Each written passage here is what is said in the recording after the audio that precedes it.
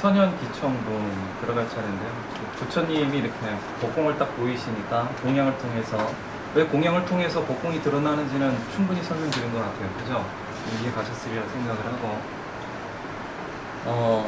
거기에 이제 누가 딱 반응했나요? 공을 제일 공을 제일 잘 이해하고 있는 이제 해공제일 수보리 존재가 딱 반응했어요. 치워야 돼. 아, 그래요?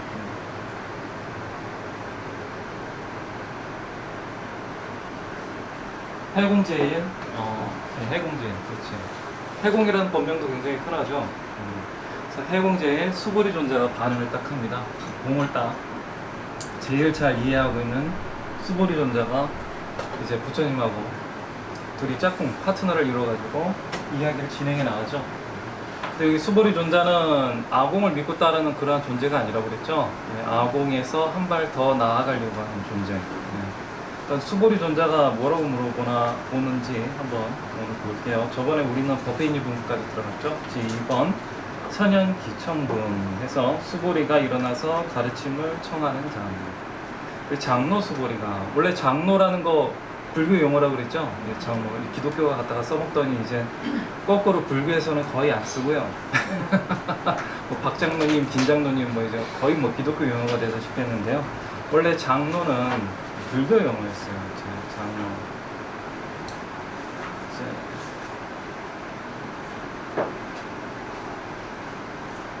그래서 보통 뭐라고 불렀을까요? 수보리 장로님 뭐 이렇게 불렀겠죠.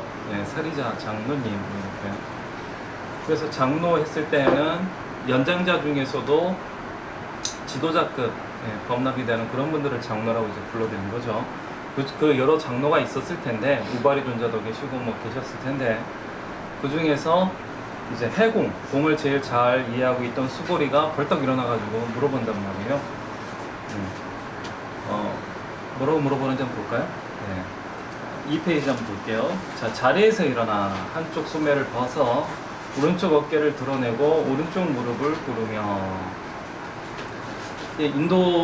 인도에서 시작된 전통적인 그 편다는교 우슬착제라고 그래가지고요. 네. 오른쪽을 자주 이용하죠. 네. 인도식 예법입니다. 네. 그게 있는 건데요. 지금도 뭐 티벳이라든가 이런 데 가면 다 남방불교는 이제 오른쪽 어깨를 드러내시죠. 네, 공양을 갖다 보시면 합장을 하고 공경하게 부처님께 말씀드렸다. 뭐라고 이제 여쭤보는지 한번 볼까요? 휴유하신 세존이시여, 열애께서는 여러 보살을 잘 보호하고 기억하시어 보살들에게 진리를 잘 부족하여 주십니다. 세존이시여, 선난자 선녀이니 가장 높고 바른 깨달음을 얻고자 하는 마음을 내었을 때, 발보이심하였을 때 응당 어떻게 머물러야 하며 어떻게 그 마음을 항복받아야 하겠습니까? 이렇게 물어본 거예요. 지금 뭘 물어본 거죠?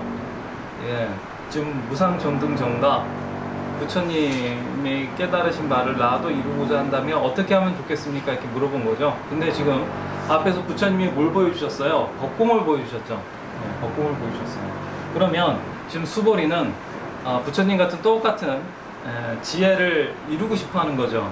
그럼 수보리는 누구하고 똑같이 되고 싶다는 거예요? 여기서부터가 이미 대승경전이라는 티가 나죠.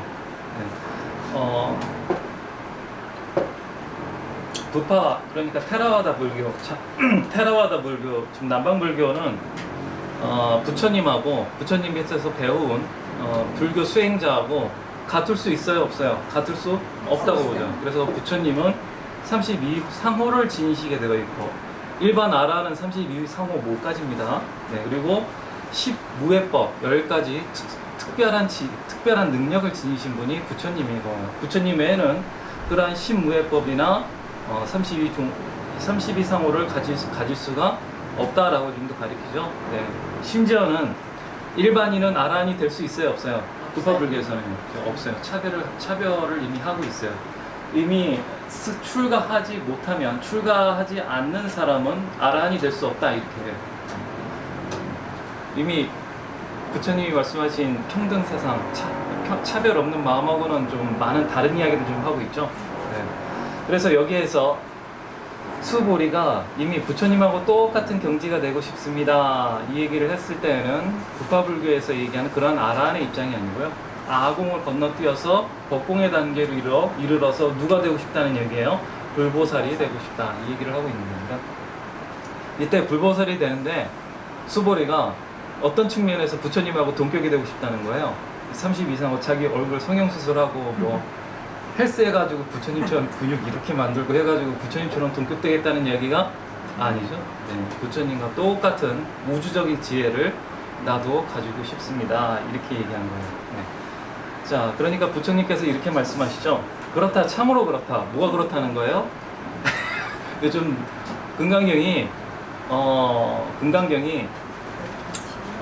생략과 비약이 좀 심한 문장들이 많습니다. 그래서 앞에 주어가 생략이 되다 보니까 여러분들이 읽으실 때 처음부터 끝까지 한번 읽고 이것은 이런 내용이구나 하고 이해하지 않고 처음 읽게 되시면 좀 뜬금없는 이야기가 뜬금없다고 생각되는 문장들이 종종 튀어나와요. 네. 그때는 어떻게 해야 돼요? 자기가 글을 한번 잘 새겨서 읽을 필요가 있어요. 자, 그렇다, 참으로 그렇다, 수보리여. 그대의 말과 같이 연애는 여러 보살들을 잘 보호하고 기억하며 여러 보살들에게 진리를 잘 부축해준다. 그대는, 자, 뭐가 그렇다는 거예요? 앞에서 참으로 그렇다, 이 얘기는 뭐가 그렇다는 거죠? 열애는 어떻게 하는 거예요? 성불을 했으니 북파불교에서, 저쪽 남방 테라와다 불교에서는 아라한이 됐어요. 그러면 더 이상 중생하고 관련이 있어져요, 없어져요? 아라한들은 한번 아라한이 되면 일반 중생들하고 더 이상 관련이 있어져요, 없어져요? 없어지죠. 예.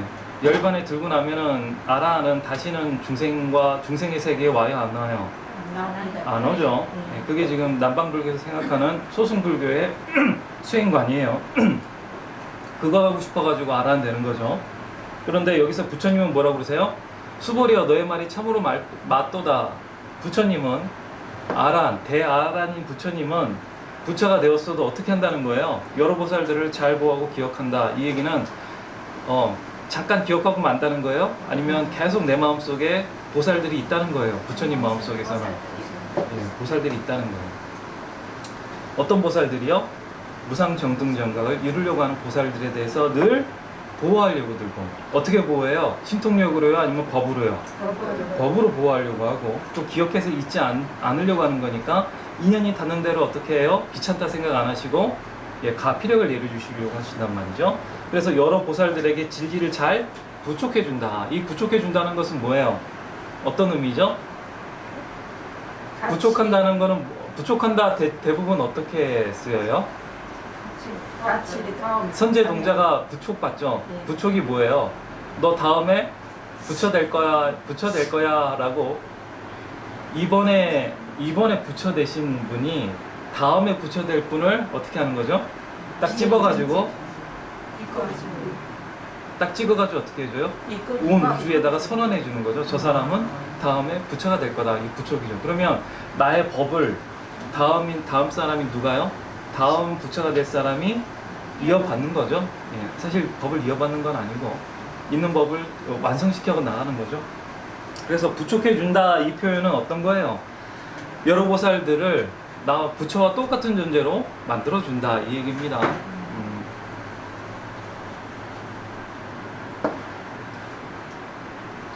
그러니까 여기서 진리를 잘 부촉해 준다, 이 얘기는 진리를 통해 가지고 보살들을 어떻게 해요? 나하고 똑같은 동격의 존재로 만들어 주려고 애를 쓴다, 부처님들은. 그러니까 중생하고 부처하고 떨어져요? 아니면 늘 함께 간다는 얘기예요? 네, 늘 함께 간다는 얘기예요. 네. 그대는 이제 잘 살피고 잘 들으라. 그대를 위하여 설하겠다. 여기서 그대는 수보리가 아니죠. 수보리긴 하죠. 근데 수보리긴 한데 수보리라고 하는 어떤 개인을 얘기하는 게 아니에요. 수보리를 대표하는 어떤 사람이요? 아공에서 법공으로 넘어가려고 하는 수행자들을 상징하는 단어입니다.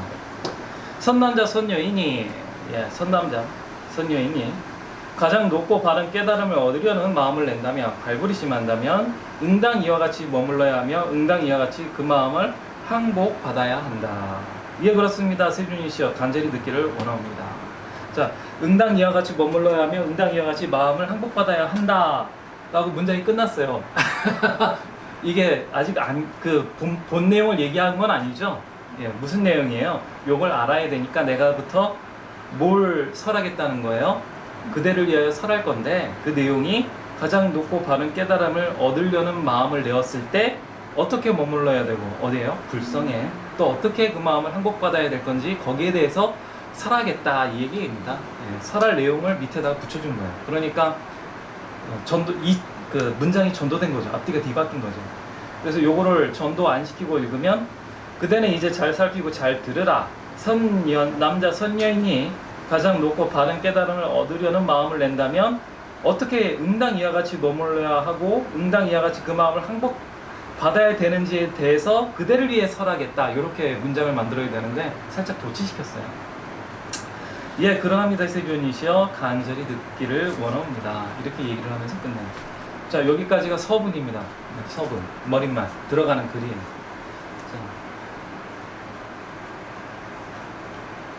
자, 여기는 수보리를 위한 장이죠. 어떻게 보면요. 첫 번째는 부처님이 법공을 드러내신 장이고요.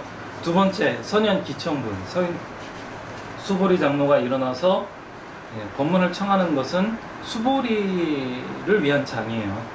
수보리가 부처님의 법공을 알아듣고 그것을 이루려고 하는 것을 수보리를 통해서 이렇게 내보이는 겁니다. 그러니까 수보리가 누구하고 똑같은 존재예요. 화엄경에 있어서 선제, 동자하고 똑같은 존재로서 지금 나타나주고 있는 거예요. 선제, 동자가 구법행을 떠날 때 선제, 동자 혼자 구법하고 다니는 건 아니죠. 사실 선제, 동자가 누굴 상징해요? 보살을 상징하잖아요. 화엄경이라고 하는 경전 속에서 화엄경 10지품을 보면 보살 1지부터 10지까지의 수행 단계가 있고 또 입법계품에서는 선제동자가 보살 1지부터 10지까지 수행을 이루기 위해서 53선지식을 찾아다니는 내용으로 되어 있는데 그 선제동자는 결국 누구를 상징하고 있는 거예요? 50선지식을 통해 가지고 화엄경에 나와 있는 보살도를 완성시키는 인물로서 대표성을 띠고 나오는 것처럼 수보리도 어떤 특정인이 아니라 선제동자처럼 금강경에서 선제동자의 역할을 하는 거예요. 그렇게 보시면 편안합니다. 자, 그러니까 부처님이 이제 거기에 대해서 얘기해 주겠다 이렇게 얘기했죠. 그러니까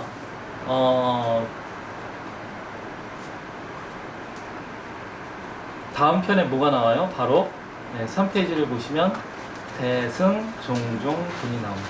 종종 가장 바르고 핵심이 되는 내용. 종이 뿌리 으뜸종자잖아요. 가르침 중에서도 가장 핵심이 되는 그런 부분이다 이렇게 나오게 돼요. 자, 3페이지 들어가겠습니다.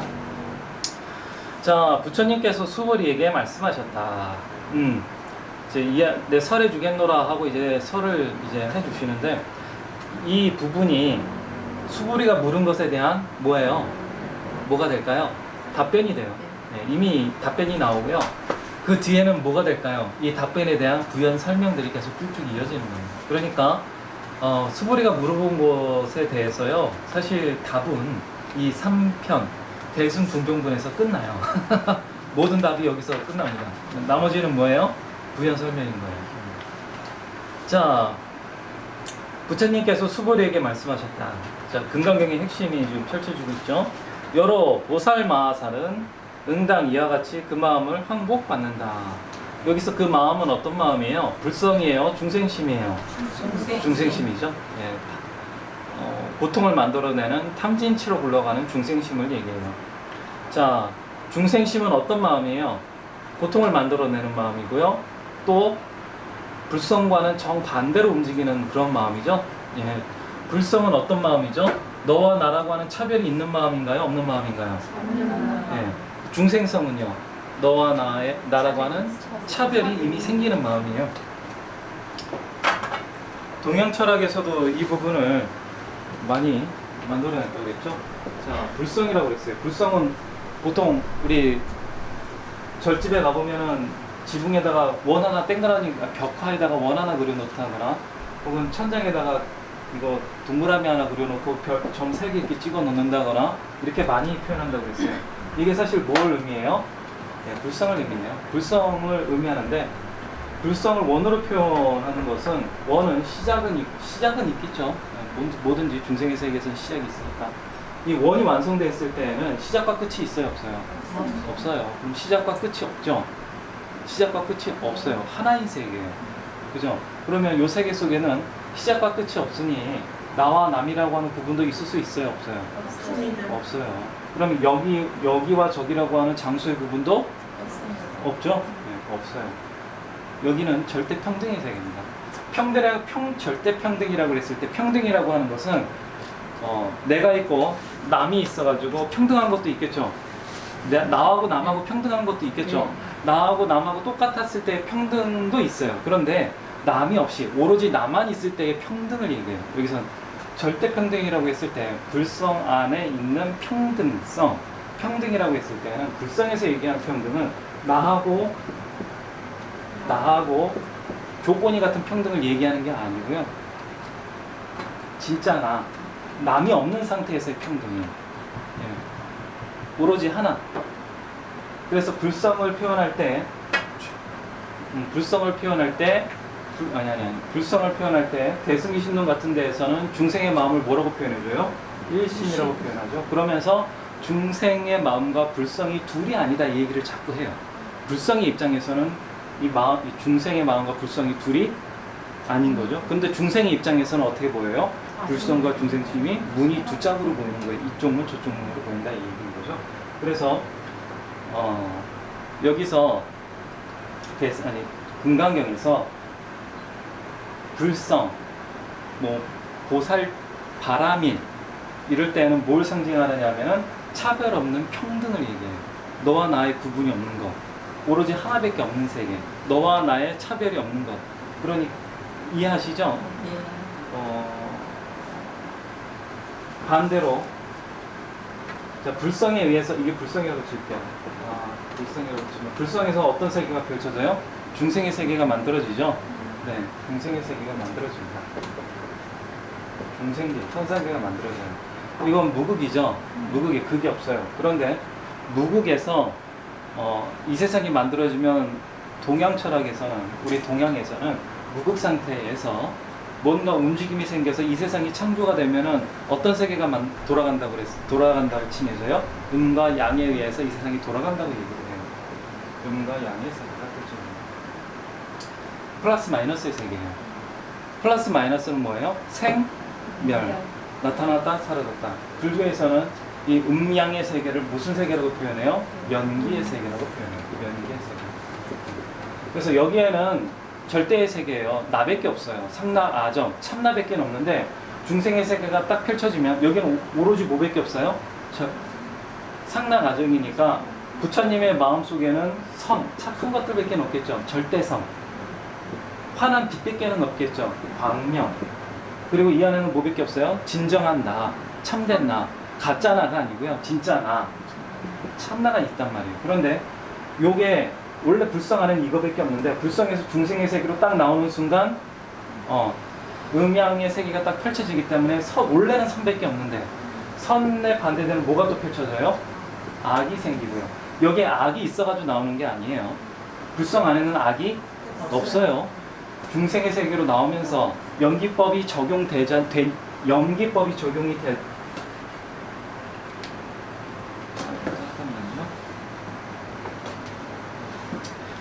원래 무극의 세계인데 무극의 세계에서 어떻게 해요? 연기법이 적용이 되는 음양의 세계가 딱 펼쳐지면 선밖에는 없었는데 나오게 되면 선과 악이 생기는 거예요. 원래는 빛밖에 없었는데 빛에 반대되는 뭐가요? 어둠이 생기게 되고요.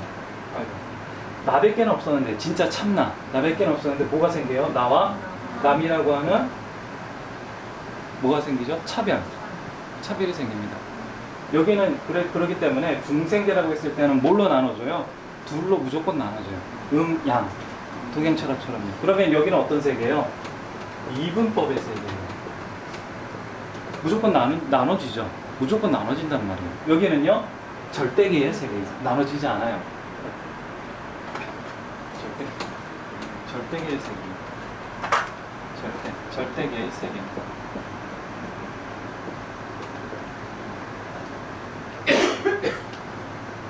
이해 가시나요? 네. 그래서 너와 나로 나눠지는 이것을 뭐라고 불러요? 금강경에서는요? 상이라고 칭하는 겁니다. 상. 연계 세계를 뭐라고 지금 부르고 있는 거예요? 상. 너와 나로 갈라지는 세계를 상이라고 불러요. 불성에는 상이 있어요, 없어요? 없어요. 왜냐, 예. 여기에는 뭐 이미 완벽해요. 완성시킬 것도 없어요. 연기법이 여기에는 적용이 안 돼요. 연기법 자체가 없단 말이에요. 연기법 자체가 없기 때문에 생멸이 있을 수가 없어요. 생멸이라고 하는 구분이 없다 보니 여기에는 이분법이라고 하는 것이 존재하지 않아요. 그래서 우리가 명상을 통해 불성에 깊이 들어가게 되면 어떤 체험을 하게 돼요? 우주하고 나하고 하나가 되는 체험을 자꾸 하게 되는 이유가 그래서 불성이 가지고 있는 이런 절대성 때문에 그래요. 이 부분 좀 이해하시죠? 자, 요걸 그래서 금강경에서 상이 나오면 좋은 의미예요? 나쁜 의미예요? 나쁜 의미예요. 금강경에서 상을 이야기하는 것은 무슨 얘기냐면 불성을 도외시하고 불성을 안 쳐다보고 중생의 마음에서 자꾸 뭐 하는 거예요? 분별심을 자꾸 일으키는 거예요. 이건 좋고 이건 싫고 이건 너고 이건 나고 분별심을 일으켜서 상을 만들어서 자꾸 뭘 만들어내요? 진치를 만들어내는 모습을 상이라고 표현하고 있는 겁니다. 그래서 금강경에서는 상이 나오면 무조건 좋아요? 안 좋아요? 네, 무조건 안 좋아요. 네, 금강경에서는 그래요. 다른 모든 경전에다가 이렇게 적용시키면 안 되고요. 일단 금강경에서 상이 나오면 좋은 거다, 안 좋은 거다? 안 좋은 거다. 왜 안 좋아요? 이분법의 세계에서 탐진치를 만들어내는 것을 상이라고 보고 있기 때문에 그걸 보면서 보죠. 자, 부처님께서 수보리에게 말씀하셨다. 여러 보살마하살은, 보살이죠. 보살마하살은 응당 이와 같이 그 마음을 항복받는다. 그 마음은 여기서 이제 중생심입니다. 중생심이고 이분법의 마음이에요. 너와 나로 갈라지는 중생의 마음이에요. 일체 중생의 종류인 알에서 태어난 것, 태에서 태어난 것, 습기에서 태어난 것, 변화하여 태어난 것, 뭐 생각이 있는 것 없는 것, 생각이 있는 것도 아니고 없는 것도 아닌 것, 난 이런 모든 것을 무여열반에 들게 하여 해탈시키겠다고 해야 한다.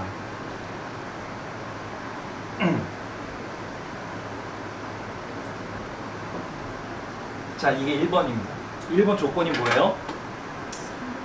여기 1번 조건이 어떤 조건이에요? 야, 네가 법공을 알고 싶어? 법공을 통해서 나와 똑같은 존재가 되고 싶느냐? 수보리야, 그러면 첫 번째 어떻게 해야 된다고요? 일체 중생을 무여열반에 일체 중생을 무여열반에 들게 하겠다고 뭐 하겠다고요? 마음을 내야겠다고요. 소원을 내야 된다고요. 이게 첫 번째 조건이고요. 두 번째는 뭐예요? 그러나 이와 같이 헤아릴 수 없이 끝이 없는 중생을 해탈시킨다고 하여도 실제로는 해탈을 얻은 중생은 없는 것이다. 어째해서인가? 수보리여, 만약 보살이 아상, 인상, 중생성, 수자성이 있으면 보살이 아니기 때문이다. 이것이 두 번째 조건이에요. 자, 처음에 마음을 내요. 중생들을 다 어떻게 해요? 자리 이타의 마음으로 상구보리 하하 중생에서 중생을 모두 건지겠습니다. 이게 첫 번째 조건이죠. 근데 첫 번째 조건인데 이 마음은 어떤 마음이에요? 나는 중생을 구제할 보살이요. 상대방은 어떤 거예요? 구제받아야 할 중생이다 하는 대상이 나눠져 있죠. 첫 번째는. 그죠? 아니, 이 마음은 중요해요. 이 마음이 없으면 시작부터 안 돼요. 우리는 처음부터 불보살이 아니에요. 우리 입장은 어떤 입장이에요, 지금? 중생의 입장이란 말이에요. 중생의 입장에서 이런 서원을 내는 것은 당연하죠. 네, 당연하단 말이에요. 그런데 이 당연한 서원을 내었을 때 이 서원에서 계속 머물러야 돼요? 아니면 여기로 옮겨가야 돼요? 옮겨가야 돼요. 그러면 일을 하더라도 중생을 위해서 내가 무슨 행위를 한다 하더라도 내 마음은 이 차별의 세계에 두고 있어야 돼요? 차별 없는 불성에 두고서 어떤 행위를 해야 돼요? 그죠? 차별 없는 불성에다가 내 마음을 두고 어떤 행위를 해야 된단 말이에요. 차별 없는 불성에다가 내 마음을 이렇게 갖다 놓고 현상계에서 무언가를 이렇게 해야 돼요. 그죠? 그러면 내가 중생을 돕더라도 내가 도울 만한 중생이 있는 거예요? 없는 거예요? 불성 입장에서는요? 없죠. 이 부분 이해하세요?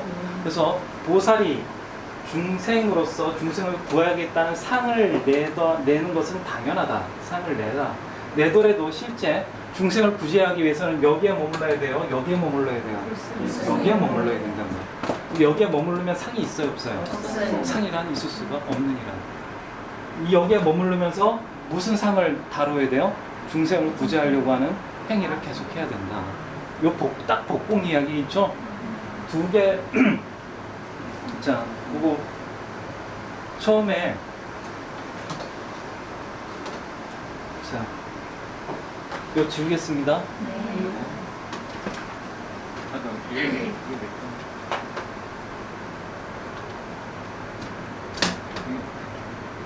안 넘어지겠지? 딱 안 물렸는데? 이게 딱 안 물렸지? 선생님, 이게 한쪽이 물어졌네. 아니, 이 밑에도 뭐가 빠졌어. 이쪽. 됐어.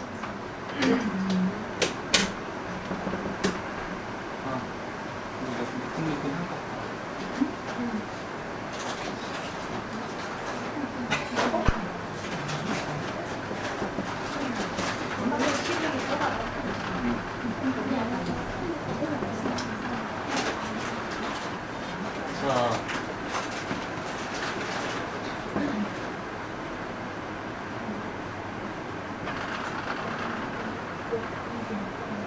자, 불교 수행에 있어가지고 여러분 공부 이렇게 많이 하러 다니신 분들은 이야기 많이 들으셨을 거예요. 공부에 있어서 불교 수행법에 있어서 네 가지 단계가 있다.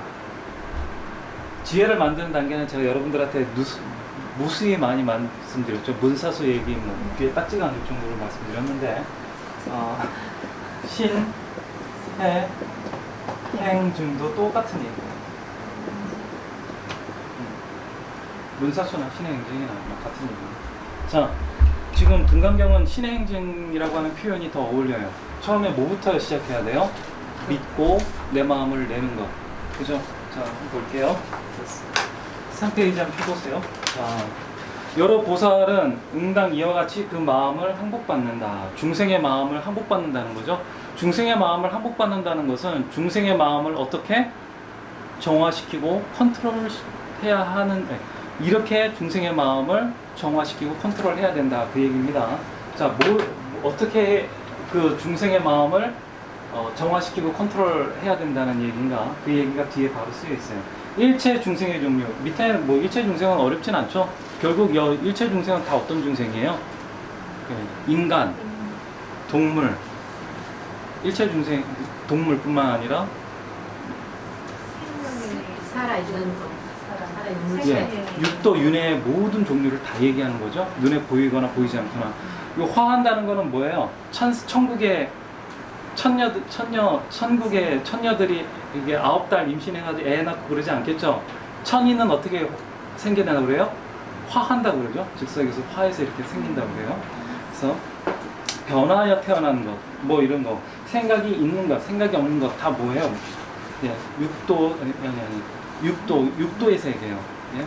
인간계, 천상계, 지옥계, 아수라계, 축생계, 악유계, 지옥, 뭐 이런 육도윤회의 모든 중생들을 어떻게 해야 된다고요?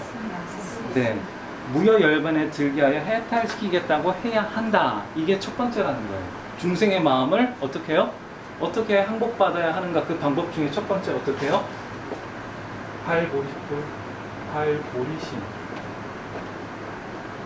발보리심은 사실은 마음을 낸다는 거죠. 어떤 마음이요? 보리심, 지혜로운 마음을 낸다는 건데, 그 지혜로운 마음이 어떤 마음이에요? 나만 잘 되겠다, 아니면 나와 남을 다 같이 행복하게 만들겠다.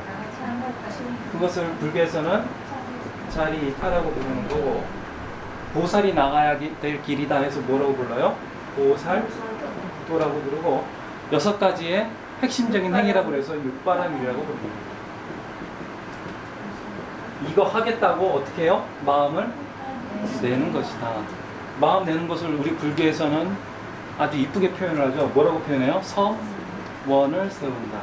부처님 같은 경우에는 서원이 아니라 뭐라고 해드려요? 대원, 아미타 48대원 뭐 이렇게 표현을 해드리죠. 네. 사건머니 10대 서원 뭐 이런 거 이렇게 표현을 해드리죠. 그래서 맨 처음에 부처님의 말씀을 믿고 어떻게 해요? 잘 이해해서 서원을 세워야 된다. 첫 번째. 네. 이게 중생의 마음, 중생심, 다루는 법.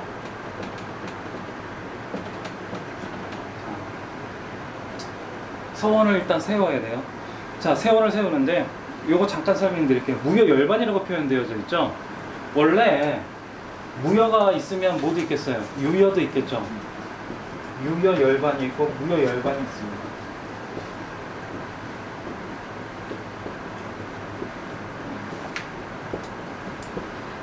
유여와 유여예요.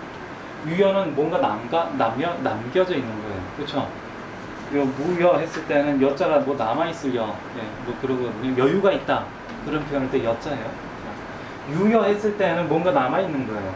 석가모니 부처님이 아라한이 이제 딱 아라한이 됐어요. 내가 이번 생에. 아라한이 됐으면은, 내 업이 지금 깔끔해요? 아니면 아직 뭐 신체라든가 뭐 이런 게 아직 남아있어요? 남아있죠? 수상인식이 남아있잖아요. 그래서 유예요. 그런데 내가 진짜 열반에 들어버렸어요. 내가 이제 반열반에, 열반에 딱 들어버렸어요. 그러면 나는 내 몸을 벗고 진리의 세계로 딱 가버리겠죠. 그러면 더 이상 남는 게 있어요? 없어요? 그때 무여열반이라고 부르는 거예요. 원래는 이래요. 그런데 대승불교에 들어오게 되면 무여열반이 좀 다른 의미로 쓰여지게 됩니다. 그래서 부처님이 반열반에 드시면 반열반 이렇게 표현 많이 되죠. 그럼 부처님께서 진짜 반열반에 드셨다는 것은 어떤 의미예요? 이제 완전히 중생의 세계를 떠나셨다. 뭐 이렇게 표현을 이해하시면 돼요. 자, 그런데 대승불교 금강경에서의 무여열반은 그런 의미가 아닙니다. 금강경에서 무여열반, 남긴 게 없는 열반, 이것은 보살이 중생의 세계에서 완전히 방 빼게 만들겠다 이 얘기가 아니죠. 어떻게 해주겠다는 거예요? 남긴 게 없는 열반이면 이 중생의 세계를 떠나지 않고도 어떻게 해요? 남지 않게 하겠다. 뭘요? 고통을, 탐진치를 남지 않게 하는 그러한 열반에 들게 하겠다. 열반에 머무는 걸 뭐라고 부르죠? 우리는 삼매에 든다고 표현하죠. 예. 삼매에 들게 하는데 어떤 삼매요? 화엄 삼매에 들게 하겠다. 해인 삼매, 사엄 삼매 저번에 설명해 드린 거 기억하세요? 네. 화엄 삼매라고 하는 열반 상태에 계속 머물게 해주겠는데 그 머물게 해주되 뭐가요? 탐진치라고 하는 고통의 끈이 전혀 남지 않는 그러한 화엄 삼매라고 하는 열반 상태에 계속 중생들을 머물게 해주겠다. 그 얘기입니다. 여기서 무여열반 나온다고 해가지고 어떻게 해석해버리면 안 돼요? 중생의 세계를 완전히 떠나게 해주겠다 이렇게 해석하시면 안 됩니다. 네. 이건 금강경은 어떤 경전이에요? 대승경전이고 법공을 설명해주는 경전이에요. 법공이 뭐죠? 불성이 중생심을 떠나는 건가요? 아니면 같이 있는 건가요? 그죠? 그러면 무여열반이라고 표현했을 때는 국화불교에서 얘기하듯이 내 몸조차도 색상의식도 완전히 버려버리고 진리의 세계로 떠나버리는 그런 무여열반을 상징하지 않는다는 것 정도는 짐작하시겠죠? 여기서의 무여는 남기지 않는다는 거예요. 뭘 남기지 않아요? 무지요.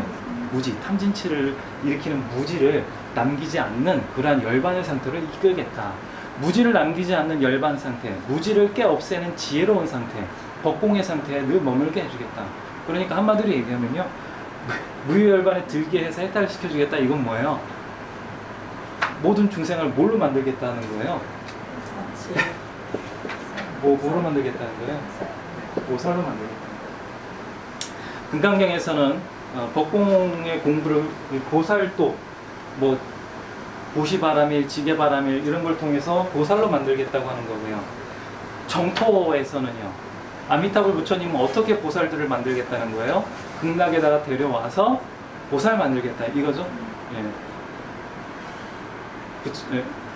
그래서 보살 만드는 방법의 차이만 있을 뿐이지 결국 중생을 다 뭘로 만들겠다는 거예요.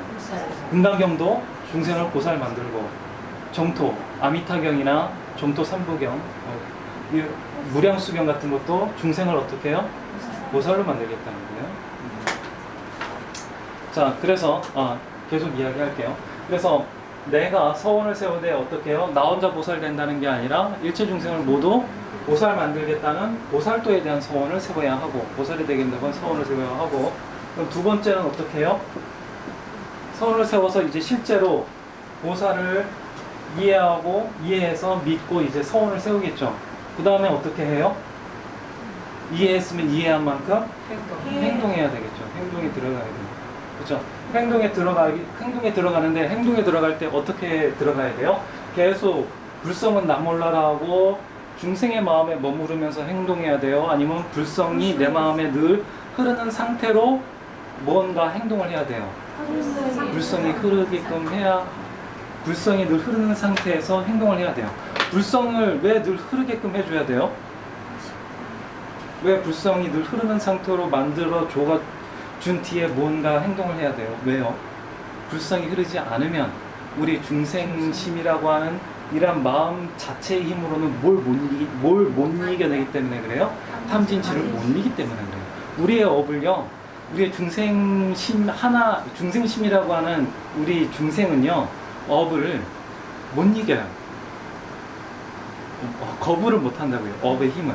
근데 업의 힘에서 자유롭고 업을 제어할 수 있는 힘이 또 하나 있어요. 그게 뭐예요? 불성이기 때문에. 불성. 중생의 마음은 완전해요, 불완전해요? 불완전해요. 불성은 완전해요, 불완전해요? 완전해요. 불완전과 완전히 싸우면 누가 이겨요? 완전히 이기게 되어 있어요. 완전히 이깁니다. 그런데 이 완전한 불성은 자기가, 우리 중생이라고 하는 존재를 자기가 막 장난감처럼 컨트롤해요? 아니면 자유의지를 줬어요?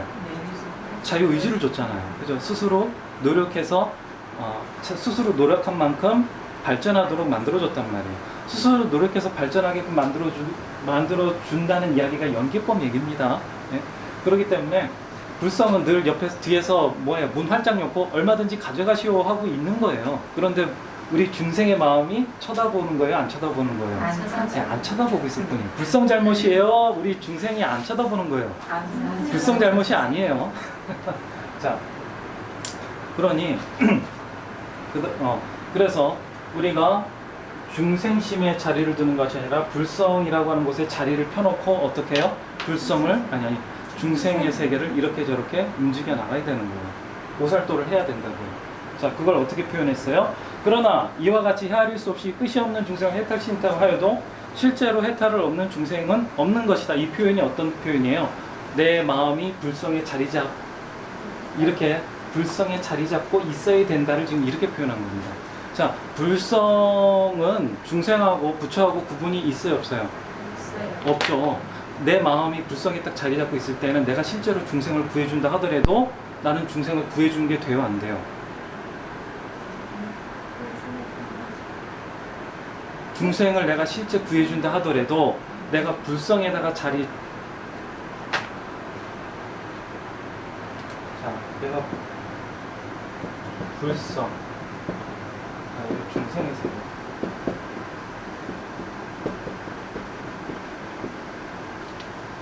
여기에다가 내가 가게를 여기다 이렇게 가게 내놓고요. 여기는 차별이 없는 세계죠, 그죠? 여기에 앉아가지고 어떻게 해요? 여기에다가 부지런히 물건을 파는 거예요. 보시, 지게, 인용, 정진 이런 거를 6가지 물건을 중생의 세계에 열심히 팔아요. 그러면 여기에서 나가는 제품은 불완전한 제품이 나가요? 완전한 제품이 나가요? 완전한 제품이 나가니 중생이 그 제품 딱 받으면 도움이 돼요, 안 돼요? 도움되죠? 그런데 이 자리에서는, 이 물건을 만들어내는 이 자리에서는, 불성이라고 하는 이 자리에서는 이 물건을 쓰는 중생이 있다 없다 하는 차별이 있어요, 없어요? 차별이 없죠? 이 자리에서는 차별이 없잖아요, 그죠? 그러면 이 자리에 앉아서 물건 파는 나는 부처와 중생이랑 구분이 있어요, 없어요? 그러면 나는 중생을 구제한 거예요, 아니에요? 이 자리에서는. 이 자리에서는, 불성이라고 하는 자리에서는, 여기에서는 중생을 도와준 거죠. 근데 이 자리에서는 내가 중생을 도와준 거예요, 아니에요? 아닙니다. 내가 있는 거예요. 그죠? 네. 왜요? 여긴 나하고 남하고 차별이 없어요. 없으니까. 그러니까 내가 나를 도와준 거나 마찬가지예요. 내가 나를 도와준 거나 마찬가지라니까요. 그러니까 내가 남을 도와준 게 아니에요. 부처가 중생을 도와준 게 아니라 부처가 부처를 그냥 도와준 거예요. 불성은 똑같단 말이에요. 이해 가세요? 예. 똑같은 원이에요. 이쪽 세계는 똑같은 원이에요. 똑같은 원이 안 그려진다. 아이씨. 여기는 뭐예요? 바다란 말이에요. 한 1미. 한 가지 맛을 가지고 있다고요. 태평양 바다 짠맛이나 대서양 바다 짠맛이나 짠맛 틀려요, 같아요? 같죠? 그죠? 이 바다나 저 바다나 짠맛은 같단 말이에요. 그렇지만 태평양이라고 하는 장소와 대서양이라고 하는 장소는 구분이 돼요, 안 돼요? 됩니다. 되죠. 근데 같은 짠맛이에요. 그죠? 장소의 차별은 있을지언정 짠맛은 어때요? 같다 보니 이 자리에서는 굳이 이쪽 바닷물 저쪽 바닷물 다 짠맛이란 말이에요. 이 부분 이해 가세요? 네. 그래서 실제로 여기에서는 중생을 구한 게 아니에요. 부처가 부처에게 내가 나에게 뭐 한 거예요?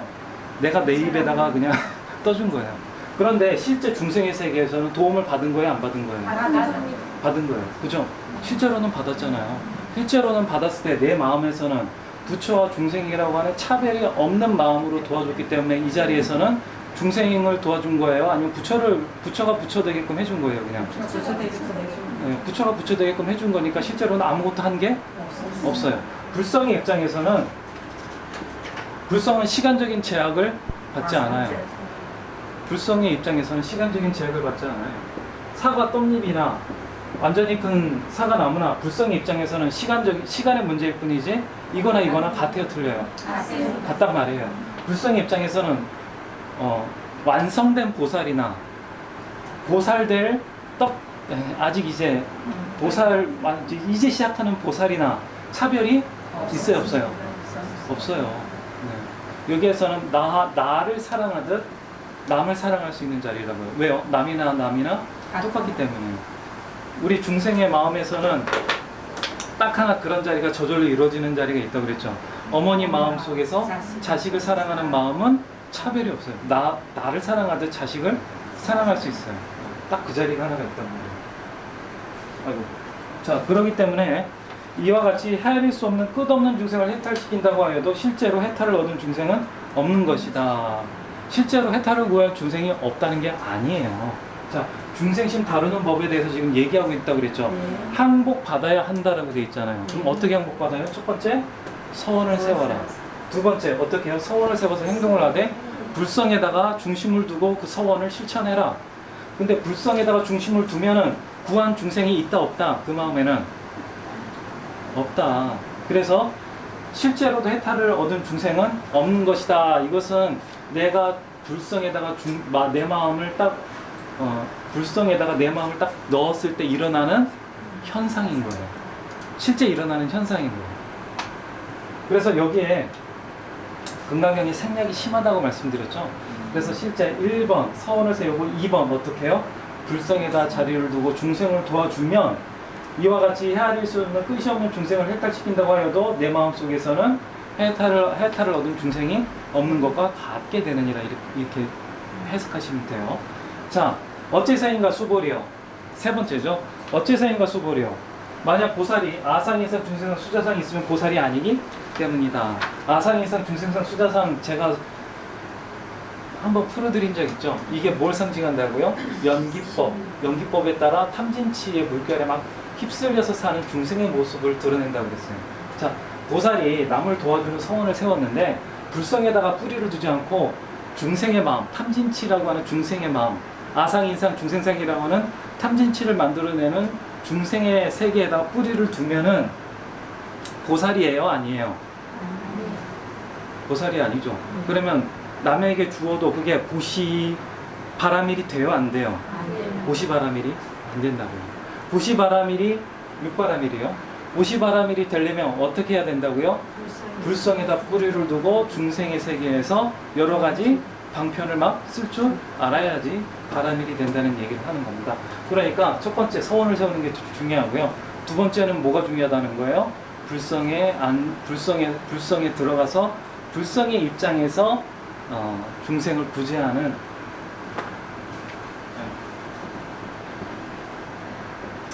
불성에다가 내 마음을 두고 중생의 세계를 펼치는 그것이 중요하다는 표현이죠. 이것을 수신결에서는 뭐라고 표현했어요? 불성을 알고, 불성 아는 걸 뭐라고 그랬죠? 도노요. 그죠? 불성을 알고, 도노를 알고, 도노의 입장, 불성의 입장에서 뭘 해요? 중생의 세계를 점수, 노력만큼 닦아 나가는 것. 그럼 불성을 알려면 뭘 해야 돼요? 선정이요. 그리고 중생의 세계를 에서 점수를 닦아 나가려면 뭐가 있어야 돼요? 지혜. 알아차야 돼요. 지혜가 있어야 돼요. 정의 쌍수를 통해 도노 점수를 펼치라는 말을 지금 뭐라고 표현한 거예요? 헤아릴 수 없는 끝이 없는 중생을 해탈시킨다고 해도 실제로는 해탈을 얻은 중생은 없는 것이다. 어째서인가 수보리여. 만약 보살이 아상이상 중생상 수자상이 있으면, 보살이 아상이상 중생상 수자상이 있으면 이건 무슨 표현이죠? 차별 있는 마음, 너와 나로 가르는 마음이 있으면 보살이라는 거예요? 아니라는 거예요? 아니라는 거예요. 그러면 차별 없는 세상에 머물러야 된다는 얘기죠. 차별 없는 세상이 어떤 세상이에요? 불성이에요. 불성에 머물러야지만 너는 뭐라는 거예요? 보살이 된다는 거예요. 그러니까 불성에 머무를 줄 알아야지 뭐 할 수 있다는 거예요? 법공할 수 있다는 거예요. 이해하시나요? 예, 그래서 대승 정정분 했을 때 대승의 핵심은 뭐예요? 첫 번째, 서원 세우는 거. 두 번째, 열반의 안주에서 어떻게 하라고요? 중생을 도울 수 있는 여러 가지 행위를 하는 것. 이 두 가지가 핵심이라고요. 내가 남에게 뭔가를 줬어요. 근데 불성에 안주하지 않고 주는 것은 청정한 업을 만들어낸다, 못 만들어낸다? 못 만들어내요. 그것이 나에게 이익은 되겠죠. 이익은 되는데 나를 질적으로 불보살로 만들어줄 수 있는 그러한 업이 되지는 못해요. 어렵나요, 너무? 어렵나요? 사실 이 부분이 지금 금강경 다나 마찬가지예요. 그래서 보살이 되려면 어떻게 된다는 거예요? 서원 세우고, 두 번째 열반의 입장에서 세상 일을 다룰 줄 알아야 된다는 거예요.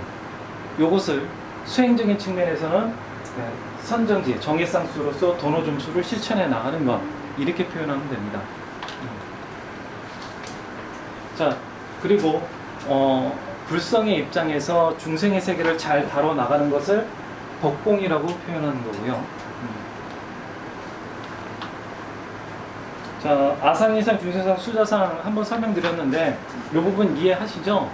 네, 이게 넘어갈게요. 자, 그 다음에는 이제 뭐가 펼쳐질까요? 이제 차별 없는 마음에서 차별 있는 세상을 그럼 어떻게 펼쳐나갈 것인가, 거기에 대한 설명이 들어가겠죠. 4페이지 보겠습니다. 묘행 무주분. 묘행이래요. 묘한 행위래요. 아주 신묘한 행위인데 어디에서 신묘한 행위가 이루어져요? 무주, 머무르지 않는 마음이에요. 머무르지 않는 마음은 어디에 안 머무른다는 거예요? 너와 나라고 하는 차별. 차별하는 그러한 것에 머무르지 않는 마음이에요. 차별하는 세상에 머무르지 않는 마음은 어디에 머무르고 있다는 거예요? 불성에 안주하고 있는 마음을 뜻합니다. 그래서 무주 나오면은 열반에 안주하는 마음이구나. 열반이 늘 흐르는 마음을 뜻하는구나. 무념 나오면요. 무념도 똑같아요. 무념 나오면 열반에 안주하는 마음이구나. 탐진치라고 하는 생각이 일어나지 않는 마음이구나. 탐진치 대신에 뭐가 생겨나요? 지혜와 덕상이 일어나는 마음이구나. 그래서 무주나 무념이나 이러한 표현이 나왔을 때 불교 경전 읽으시다가요, 무주라는 표현, 무념이라는 표현, 무소득, 이런 거, 무소득은 얻을 바가 없는 것, 이런 표현이 나오면 다 무슨 표현이라고, 뭘 이야기한다고 생각하시면 돼요? 열반에 들어가서 일체의 행위를 하는 그러한 경지를 표현하는 거다. 이렇게 보시면 됩니다. 자, 그리고 수보리여, 보살은 응당 법에 집착하지 않는 보시를 해야 한다. 여기서 법은요, 부처님의 가르침이 아니에요. 뭐요? 만법. 만법. 색수상 행식이요. 반야신경 할 때 기억나세요? 18개 안식, 이식, 비식 더해가지고 18개 이런 거 기억나시죠? 여기서 법에 집착하지 않는다라고 했을 때는 색수상 행식을 생각하시면 됩니다. 이른바 색깔에 집착함이 없이 보시를 해야 된다. 색깔에 집착하지 않는다는 것은 색깔을 봤을 때 뭐가 일어나면 안 된다? 탐진치가 일어나지 않는 상태여야 한다. 자, 인간의 마음이 근데 색깔을 딱 봤을 때 탐진치가 안 일어날 수 있어요? 없어요? 없어요. 색깔을 보면 뭐가 일어나게 되어 있어요? 분별심이 딱 일어나게 되어 있어요. 그죠? 이거는 색깔 딱 봤을 때 파란색이다라고 분별심이 일어나요? 안 일어나요? 일어나요. 그러면 파란색인 것과 파란색이 아닌 것의 분별이 벌써 딱 생긴단 말이에요. 그러면 이것은 바보가 되라는 얘기가 아니죠. 이 작용을 안 일어나게 하라는 게 아니에요. 그럼 파란색을 봤을 때 파란색인 줄 몰라라 이 얘기가 아니잖아요. 그죠? 이거 무슨 얘기예요? 파란색을 파란색인 줄 알되 어디의 입장에서요? 불성의 입장에서 이 파란색을 차별 없이 바라보라 얘기를 하는 겁니다. 소리, 냄새, 맛, 촉각 개념에 집착하지 않은 보시를 해야 한다. 이것도 다 같은 말이죠. 관여신경하고 일맥상통하는 거예요. 보시를 하더라도 그러니까 어떻게 보시하라는 거예요? 차별하는 중생의 마음에서 보시를 하라는 거예요? 아니면 차별 없는 부처님의 마음에 머물면서 보시를 하라는 거예요? 차별 없는 부처님의 마음, 내 안에 있는 불성을 늘 느끼고 불성의 입장에서 알아차리면서 보시를 하라는 겁니다. 수버려, 보살은 응당 이와 같이 형상에 집착함이 없는 보시를 해야 한다. 여기서 형상이라고 했을 때 상이라고 하는 것은 뭐라고 말씀드렸어요? 너와 나로 가르는 마음, 자꾸 분별하는 마음. 너와 나로 가르는 마음이 왜 금강경에서는 왜 나쁘다고 표현을 자꾸 하느냐 하면 너와 나로 가르면 이미 뭐가 생겨요? 이걸 하면 나에게 이익이 되고 이걸 하면 나에게 손해가 오는구나. 이 생각이 딱 든다 안 든다? 든다는 거예요. 자, 왜 그런가? 만약 보살이 형상에 집착하지 않는 보시를 행하면 형상에 집착하지 않는 것 바람일 행입니다. 그 복덕이 헤아릴 수 없기 때문이다. 밑에 수보리가 어떻게 생각하는가? 동방의 허공을 생각으로 헤아릴 수 있겠는가? 헤아릴 수 없습니다. 세준이시여. 수보리여 남방, 서방, 북방과 그 사방 위아래의 허공을 생각으로 헤아릴 수 있는가? 헤아릴 수 없습니다. 세준이시여. 수보리여 보살이 형상에 집착함이 없는 보시의 복덕 또한 이와 같아서 생각으로 헤아릴 수 없다. 수보리여 보살은 다만 이러한 가르침대로 머물러야 한다. 이 얘기가요. 표현 말씀드렸죠. 우리가 아침에 다계를 이렇게 한다고 했을 때 다계가 어떻게 진행돼요? 아금청정수 변이감노다 이렇게 표현되죠.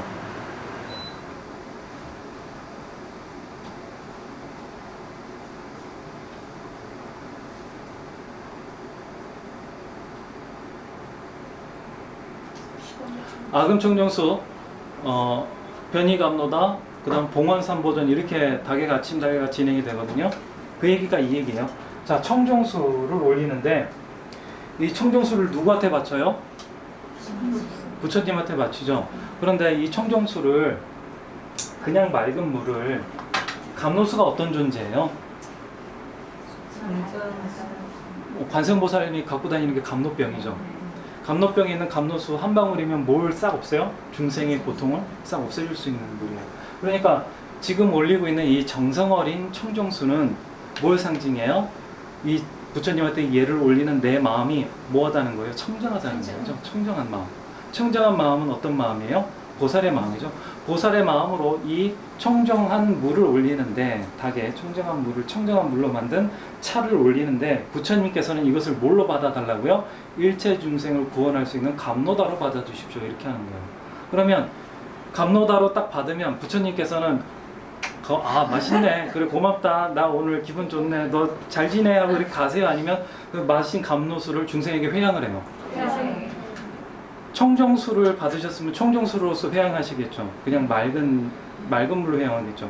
근데 일체 중생의 고통을 없애는 감로수를 봉양받으시면 일체 중생의 고통을 없애줄 수 있는 감로수로서 회양해 주시겠죠. 그래서 어떻게 하는 거예요? 청정수를 굳이 감로다로 바꿔서 받아주십시오. 이렇게 하는 거예요. 그러면 이 감로다 했을 때는 예불 올리는 사람이 좋으려고 감로다를 올리는 거예요? 아니면 중생을 위해서 감로다를 바꿔달라는 거예요? 중생을 위해서 감로다를 바꿔달라는 거예요. 그 감로다를 누구에게 올려요? 삼보께 올리는 거예요. 그럼 삼보께서는 그걸 받으시면은 자기가 입마에 포켓해요? 아니면 회양을 하세요? 일체 아까 부처님은 보살들을 늘 기억하고 보호한다고 표현되어져 있죠? 늘 중생을 위해서 회양을 해주세요. 그러면 나는 작은 찻잔한 그릇에 맑은 물 한 그릇을 올리더라도 부처님 입장에서는 그게 감로수로서 부처님 입장에서는 감로수로서 오기 때문에 그 받은 감로수를 어때요? 일체 중생에게 다 회양해 주시죠. 그러면 나는 작은 차 한 잔을 올린 거지만 그 복덕은 작은 차 한 잔의 복덕이에요. 일체 중생을 다 구원하는 복덕이 돼요. 예, 그러면 그 복덕은 잴 수 있어요, 없어요? 한량 없는 복덕이에요, 아니에요? 한량 없는 복덕이 되죠. 네, 지금 그 얘기를 하고 있는 거예요. 네. 뭔가 보시 하나를 하더라도 내가 부처님한테 기억 안 나는데 내가 여기가 무슨 암자인데 오는데 내 2시간이나 걸렸고 와가지고 힘들어 죽겠는데 부처님 앞에 그래도 왔는데 맑은 물에도 한 잔 올리고 가야지 하고 딱 올리고 가면 참 정성가 어린 마음이긴 한데 그것은 뭐밖에 안 돼요? 내 복덕밖에 안 되는 거예요. 내가 정성 들여서 와서 차 한 잔 올린 복덕밖에 안 돼요. 그죠? 중생의 마음에서는 그 복덕도 좋은 복덕입니다. 하지 말라는 게 아니고요. 그것도 좋은 복덕이에요. 그런데 그것보다 그렇게 할 때 어떻게 하면 더 큰 복덕으로 온다고요? 내가 부처의 마음으로 공양을 불보살의 마음으로 공양을 올리면 그 공양이 어떻게 된다고요? 아까 얘기했던 감로다처럼 한량 없는 복덕으로 되돌아온다고요. 똑같은 행위에서 똑같은 행위죠. 차 한 잔 올리는 똑같은 행위에서 돌아오는 복덕은 천지 차이예요. 돌아오는 복덕의 양은 어때요? 비교할 수가 있어요, 없어요? 없어요. 그럼 비교할 수 없는 복덕이 오는 것은 뭐 때문에 그래요? 내 마음, 가짐 하나로 인해서 바뀌는 겁니다. 자, 이런 한량 없는 복덕을 받으려면 내 마음이 중생심에 뿌리를 두고 있어야 돼요? 불성에 뿌리를 두고 있어야 돼요? 그래요. 물 한 잔을 통해서 세상에 고시를 하더라도 내가 일체 중생을 위한 서원을 세웠고 그 서원을 이루고자 부처님의 마음자리에 뿌리를 두고 물 한 잔을 고시를 하면 우주가 감동을 해서 우주가 복덕을 준다고요. 그런데 내가 그걸 모르고 그냥 착한 중생의 마음으로 지나가는 아저씨 목마르니까 물 한 잔 드세요 하면 그냥 한 잔의 인과율에 따라서 내가 한 가지 착한 행위를 한 것에 대해서 한 가지 이익을 받을 뿐이에요. 이 차이 이해하세요? 이 차이 이해하세요? 그래서 보살이 일체 중생을 구원할 수 있는 힘이 어디에서 나온다고요?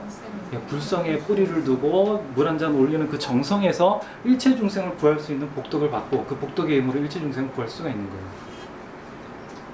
거예요. 이해 가시나요? 네. 그래서 왜 종종분에서 보살이 보살행을 하되 아상, 인상, 중생상, 중생의 마음에 머물러서 보시를 하면 보살이 아니다라고 표현하는 거 이해가시죠?